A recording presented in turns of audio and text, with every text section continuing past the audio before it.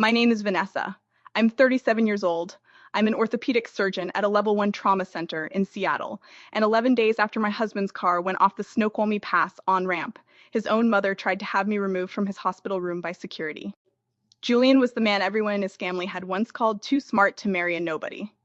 And by the time this story is over, that nobody had a recorded confession that ended his mother's 30-year grip on a $180 million timber company in a single afternoon. I'm going to take you to the exact moment security showed up at his door in a minute, but first I need you to understand how we got there, because none of it makes sense without the beginning. Picture this, a hospital conference room on the 4th floor of Harborview, October 22nd, 2025, 2:40 in the afternoon. My mother-in-law, Eleanor Marsh, sitting at the head of a table with a folder in front of her, telling a room full of lawyers and one very nervous psychiatrist that her son's wife has never had his best interests at heart. That's where this ends. Stick with me and I'll show you exactly how we got there. If you're watching this, do me a favor before we keep going. Hit subscribe, drop a like, and tell me in the comments where you're watching from and what time it is right now where you are. I read every single one, and on nights like the one I'm about to describe, it genuinely helps to know people out there understand exactly what this feels like. Let me take you back to the beginning. I met Julian Marsh in April 2019, in the waiting room of a rehab facility outside Tacoma, where his grandfather was recovering from a hip replacement I'd performed 3 weeks earlier. Julian was 31 then, the younger of 2 sons, running logistics for Marsh Timber and Logistics, a company his great-grandfather had built out of a single sawmill in 1958 and that had grown, by the time I met Julian, into a $180 million operation moving lumber and specialty hardwood across 4 states. His older brother, Grant, ran the finance side. His mother, Eleanor, sat as chairwoman of the board, a position she'd held since Julian's father died of a heart attack in 2011, and a position she guarded, I would learn over the following 6 years, the way some people guard a throne. Eleanor did not like me from the first dinner. I want to be precise about why, because it matters later. It wasn't that I lacked credentials. I finished my residency at UCLA, published 2 papers on joint reconstruction techniques before I was 30, and by 2019 I was already earning more, on paper, than Julian was. That was, I came to understand exactly the problem. Eleanor had spent 3 decades building a very specific idea of what a Marsh wife looked like: decorative, deferential, financially dependent enough to never question the family's decisions. I was none of those things, and at our first dinner in front of the whole family, she said, smiling the entire time, "It's refreshing to meet someone so career-focused, Julian. I just hope you two have talked about how that works, practically, once children come along." Julian squeezed my hand under the table. I smiled and said nothing. I'd learned over the following 6 years that this was the family's preferred register for cruelty, warm on the surface, precisely engineered underneath. Grant, Julian's older brother, was Eleanor's favorite in the specific, unmistakable way older sons often are in families like this one. Grant had been handed the CFO title at 29 without ever managing so much as a departmental budget beforehand. Grant's divorce, in 2021, cost the company an estimated $2.3 million in settlement and legal fees, quietly absorbed and never once discussed at a family dinner, while Julian's decision to marry me, a surgeon, a woman who'd built her own career from nothing, no family money behind her at all, required, apparently, a full sit-down intervention in Eleanor's living room in September 2020, 3 months before our wedding. "We just want to make sure this is really what you want," Eleanor told Julian that night, with me sitting right there. Marriages built on 2 competing careers rarely survive in families like ours. I remember thinking, sitting on that particular couch, that I had just watched a woman describe her own son's future divorce as an inevitability, months before the wedding had even happened, simply because his wife had ambitions of her own. Julian and I married in December 2020, a small ceremony, 60 guests, at a vineyard outside Woodinville. Eleanor gave a toast that managed to mention, twice, how unconventional our path to the altar had been, a phrase I've since decided was the single most efficient insult I have ever heard delivered at a wedding. We built a life anyway, a house in Madison Park, my growing surgical practice, Julian's slow, steady rise within the family company despite his mother's constant, quiet undermining of every decision he tried to make without her sign-off first. The binary choice moment, the one that, I understand now, set everything else in motion, came in March 2024. Eleanor asked Julian to move $4.6 million out of the company's operating reserves into a private holding entity she controlled personally, structured, she said, as estate planning ahead of some restructuring she wanted done before Grant eventually took over as CEO. Julian, for the first time in the 4 years I'd known him, refused. Not loudly, just firmly, over dinner at her house, in front of Grant. I'm not signing off on moving company reserves into a personal entity without the full board reviewing it first, Mom. That's not how a fiduciary is supposed to operate, and you know that. Eleanor set down her fork very slowly and said, in a tone I will never forget, I raised you to protect this family, Julian, not to protect procedure over people. He didn't move the money.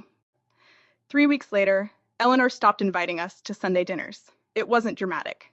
It never was with her. It was simply a door quietly closing, the way doors in that family always closed, never slammed, just no longer held open.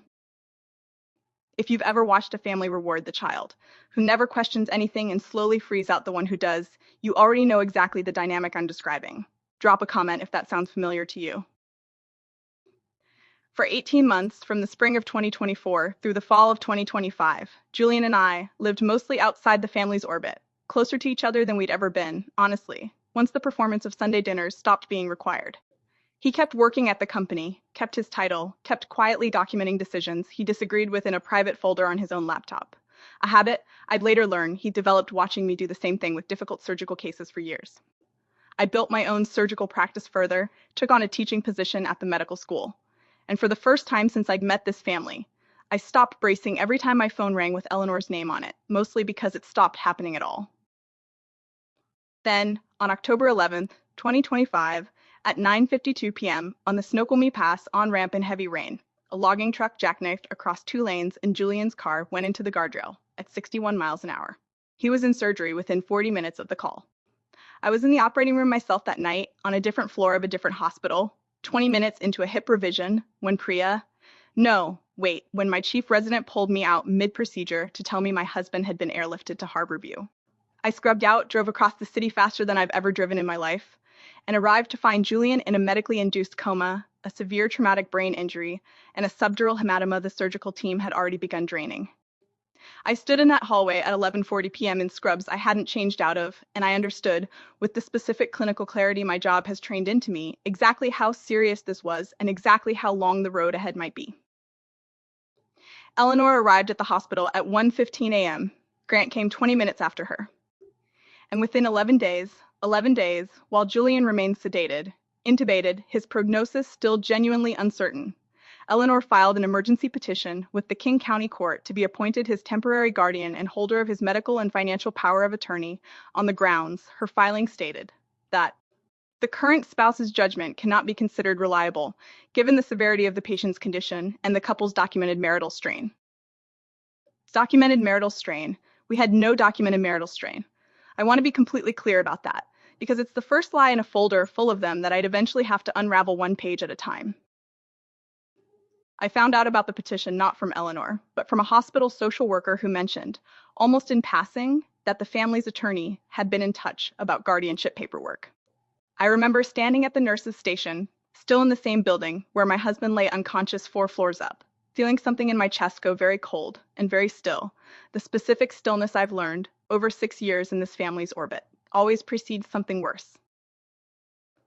11 days after the accident, on October 22nd, at 2:40 in the afternoon, I walked into Julian's room to find 2 hospital security officers standing near the door and Eleanor speaking quietly to a nurse. She's not on the approved visitor list anymore, Eleanor was saying, gesturing toward me without quite looking at me directly, per the temporary guardianship filing. I stood in that doorway, in my own husband's hospital room, being told by security that I might need to step out, and I felt for exactly 1 second the old instinct rise up in me, the instinct to argue, to raise my voice, to demand they explain themselves. I didn't. 6 years of watching this family operate had taught me that raised voices were exactly what Eleanor wanted from me in a room full of witnesses. I said calmly, "I'd like to see the court filing, please, before anyone removes me from my husband's room." And I called my own attorney from the hallway before the security officers had finished deciding what to do with that sentence. If you've ever had to stay calm in a moment specifically engineered to make you lose your composure in front of an audience, you know exactly the kind of stillness I mean. Tell me in the comments if you've been there. I read everyone. I spent that evening at my kitchen table with the actual guardianship petition, which my attorney, a woman named Dana Whitfield, who specializes in medical and elder law, had pulled from the court docket within 2 hours. It was 14 pages long. It cited, as evidence of my unreliable judgment, a single incident from March 2024. The same month, Julian had refused to move the $4.6 million into Eleanor's private entity, reframed entirely as a moment where I had encouraged marital discord by supporting Julian's decision to defy his mother's financial guidance. It also included, attached as an exhibit, a psychiatric evaluation of Julian's documented history of impulsivity and poor judgment under stress, authored by a Dr. Warren Pratt, a name I did not recognize, dated October 19th, 2025, 8 days after the accident while Julian remained sedated and, as far as I knew, had never once been evaluated by any psychiatrist during that entire hospitalization. I called Julian's actual attending neurologist that same night. She confirmed, in writing, that no psychiatric evaluation had been requested or performed on Julian at any point during his admission, and that the only psychiatrist with hospital privileges named Warren Pratt had, according to hospital records, not accessed Julian's chart at all. Someone had fabricated a medical document attached to a real name with a real license number and submitted it to a court in an attempt to have my husband declared incompetent while he was unconscious and unable to defend himself. I sat with that for a long time that night. Dana, my attorney, put it to me plainly the next morning, over the phone. Vanessa, what you're describing isn't just an aggressive guardianship petition. If that evaluation is fabricated, that's fraud on the court, potentially forgery, and depending on who authorized it, it could be criminal. We need to move very carefully and very precisely. I told her I understood. I also told her something I hadn't fully admitted to myself until that exact moment, that some part of me had spent 6 years hoping Eleanor's cruelty had a ceiling, and I was only now understanding that it didn't, and that I needed to stop waiting to find out how far she'd go and start documenting everything, methodically. The way I document a surgical case before I ever pick up a scalpel. Over the following 2 weeks, I built a file the way I build a differential diagnosis, systematically ruling things in and out based on evidence, not assumption. Dana subpoenaed Dr. Pratt's actual records and discovered he'd been paid $22,000 by a shell consulting entity called Cascade Family Advisory Group in the week before the fabricated evaluation was filed. An entity, property records showed, registered to an address that turned out to be Grant's accountant's office. I stared at that discovery for a long time. Grant, not just Eleanor. Grant, who had never once in 6 years said an unkind word to my face, who had smiled at our wedding and mentioned nothing of unconventional paths, had apparently helped his mother pay a psychiatrist to fabricate a document declaring his own brother mentally unfit. I met with Dana's forensic investigator, a retired detective named Marcus Delgado, not my husband's name, a strange coincidence I noted and set aside, who specialized in exactly this kind of financial fraud within family estate disputes. Marcus pulled bank records, board meeting minutes, and, most damning of all, a set of internal emails between Eleanor and the company's outside counsel, obtained through a subpoena Dana filed once we had enough probable cause to justify it. One email dated October 15th, 4 days after the accident, from Eleanor to that outside counsel. Read in full. We need Julian declared incompetent before he wakes up enough to contest anything. Vanessa will fight this.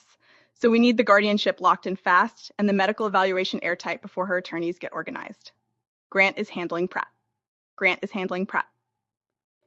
4 words, typed in an email Eleanor almost certainly assumed would never see daylight, confirming everything. I remember reading that email at 11 p.m. in my kitchen alone, Julian still sedated 4 miles away, and feeling something shift in me permanently. Not shock exactly, because some part of me, after 6 years, had already suspected Eleanor was capable of this. What shifted was something closer to clarity, the specific, cold clarity of finally understanding, in writing, exactly what I was dealing with, and exactly what I needed to do about it. I didn't go to the press. I didn't confront Eleanor over the phone in a fit of rage, even though every instinct I had wanted to. Dana advised, and I agreed completely, that the strongest possible move was to let the guardianship hearing proceed exactly as scheduled, and to walk into that hearing with the fabricated evaluation, the shell company payment, and Eleanor's own email laid out in a single devastating, undeniable presentation, the kind of presentation I'd give to a hospital ethics board. Methodical, evidence-based, impossible to argue with emotionally because it wasn't built on emotion at all. Julian began emerging from sedation on October 30th. Slowly, his neurologist cautiously optimistic about a meaningful recovery, though the full extent of it remained genuinely uncertain.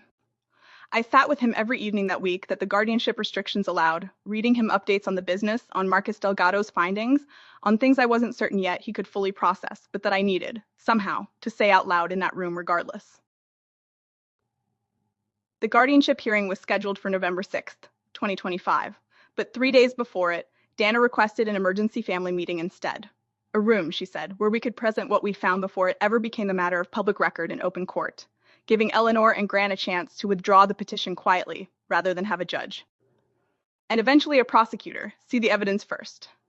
Eleanor agreed to the meeting, I think, because she still believed, even then, that whatever we had wasn't as complete as it actually was. We sat down on November 3rd, 2025, at 2:40 in the afternoon in a conference room on the 4th floor of Harborview, the same floor Julian had spent 3 weeks recovering on, close enough that I could have walked to his room in 90 seconds if I'd needed to. Eleanor sat at the head of the table with a folder in front of her, the same posture, the same practiced calm she'd worn at every family dinner for 6 years. Grant sat beside her. Dana sat beside me.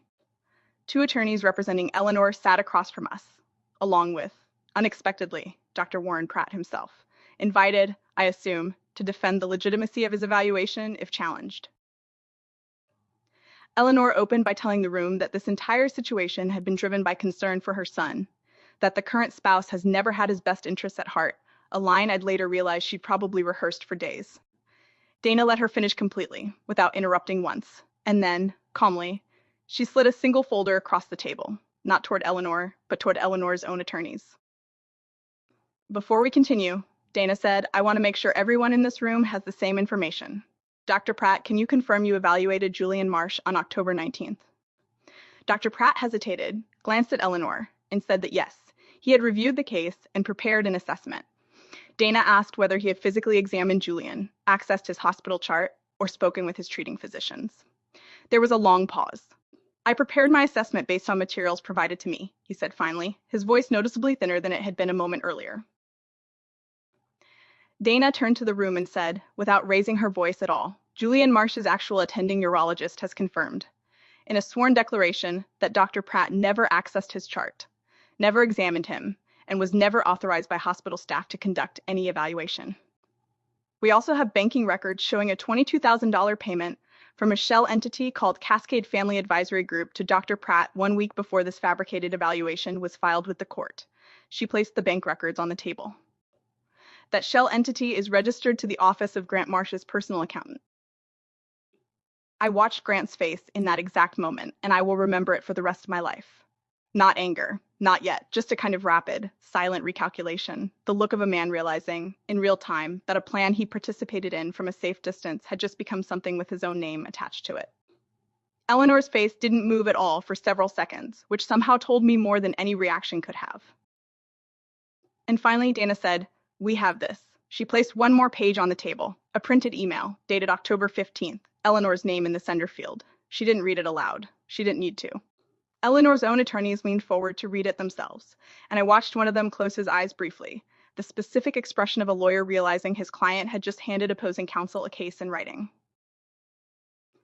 Grant is handling Pratt, Eleanor's own outside counsel said quietly, reading it back almost to himself, and in that single sentence I felt 6 years of carefully engineered cruelty collapse into something small and plain and undeniable. Eleanor spoke first, and her voice, for the first time in 6 years, wasn't performing anything. I was trying to protect the company, she said.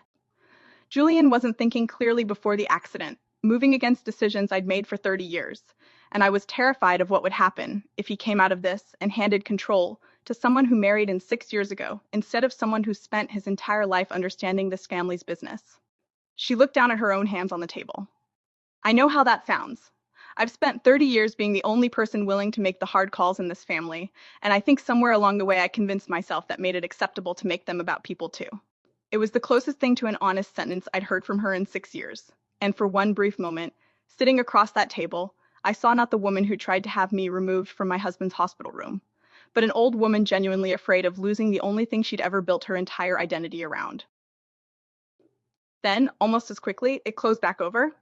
That doesn't mean Vanessa should have unilateral control over his affairs either, she said, her voice hardening again, reaching for the folder in front of her as if there was still something in it worth arguing over.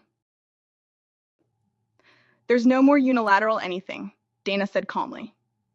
The forged evaluation is enough, on its own, to have this entire petition dismissed with prejudice, and enough, frankly, to open a criminal referral for fraud on the court if my client chooses to pursue it. Julian is conscious, cognitively intact according to his treating physicians, and fully capable of speaking for himself starting today, which he'd like to do. I hadn't told Eleanor that Julian had been well enough, for 4 days now, to understand everything happening around him. I'd been waiting, with Dana's guidance, for exactly this moment. I opened my phone and played a short recorded message Julian had made 2 nights earlier, his voice slower than usual, tired, but entirely his own. "Mom," it said, "I know what you did. I don't need you to explain it to me right now. I need you to withdraw the petition. And I need Grant to tell the board the truth about Cascade Family Advisory Group before I do, because I'd rather he does it himself than have it come out in a criminal filing." The room was completely silent when it ended. Grant was the one who broke first, not Eleanor. "I didn't want to do it," he said quietly to the table more than to anyone in particular. She said it was the only way to keep the company from being torn apart before Julian even woke up, and I told myself I was protecting him too. I know that's not true. I've known it wasn't true since the day I signed the payment to Pratt. It wasn't a full apology, not yet, but it was the first entirely true sentence Grant had said in the entire meeting, and I noted it, quietly, the way I note everything now. Eleanor withdrew the guardianship petition that same afternoon. The board, once Grant disclosed the Cascade Family Advisory Group payment 3 days later, on his own, before any prosecutor asked him to, voted 6-1 to remove Eleanor from her chairwoman position, a vote Eleanor herself, in the end, did not contest. Dr. Pratt's medical license is currently under state board review. Julian, 6 weeks out from the accident now, is walking with a cane, working with a cognitive therapist twice a week, and slowly, carefully rebuilding a relationship with his mother that looks nothing like the one they had before. Fewer performances, a lot more silence, occasional honesty. The kind that only shows up once every easier lie has already been used up. Grant calls Julian every Sunday, now no agenda attached, and last week he asked me, for the first time in 6 years, how my own work was going, and actually waited for the answer. I think if you've made it this far with me, the thing I want to leave you with tonight isn't really about a timber company, even though this whole story has money running underneath almost every part of it. It's this: the people who are most afraid of losing control are often the ones who reach for it the moment you're least able to fight back. And you are allowed, even in the most frightening moment of your life, to stay clinical, stay documented, and let the truth do the work instead of your fear. Because the truth, laid out calmly on a table, is very hard for anyone to argue with. If this story meant something to you, hit subscribe, drop a like, and tell me in the comments where you're watching from. I read every single one, and I mean that. Share this with someone who needs to hear it tonight. I'll see you in the next one.